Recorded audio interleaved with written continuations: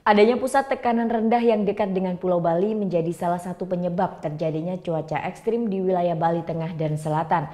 Masyarakat Bali pun dihimbau untuk waspada karena hujan lebat disertai petir dan angin kencang masih berpotensi terjadi.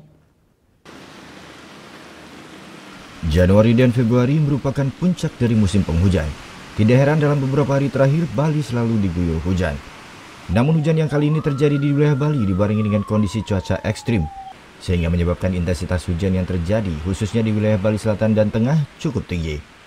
Dari hasil analisa Badan Meteorologi, Klimatologi, dan Geofisika wilayah 3 Denpasar, cuaca ekstrim ini disebabkan adanya pengaruh regional, yakni adanya pusat tekanan rendah di Samudra Hindia Selatan Jawa yang memanjang hingga utara Australia. Tekanan rendah ini memancing massa udara basah melewati wilayah Bali. Hal ini juga didukung dengan suhu permukaan air laut yang berkisar 27 hingga 29 derajat Celcius, sehingga memberikan kontribusi terbentuknya awan hujan. Angin yang basah atau membawa potensi hujan itu melewati wilayah kita gitu. Itu yang justru yang membawa keekstriman itu. Jadi menimbulkan awan potensi hujan. Sehingga menambah keekstriman. Sudah memang secara normal dia sudah musim hujan, ditambah lebih lebat lagi dan ditambah angin kencang lagi. Dan adanya pusat tekanan rendah itu menambah angin kencang juga. Nah, angin kencang menimbulkan gelombang tinggi. Jadi artinya kalau sekarang terjadi itu memang begitu keadaannya.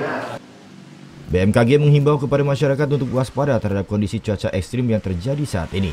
Potensi hujan dengan intensitas lebat disertai petir dan angin kencang, serta gelombang laut yang tinggi masih bisa terjadi.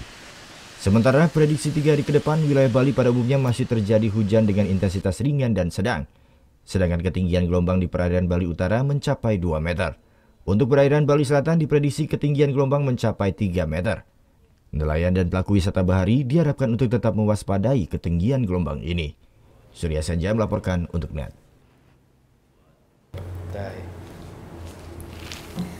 Udah selesai kan nontonnya? Nah, jadi jangan lupa buat like, komen, dan subscribe ya.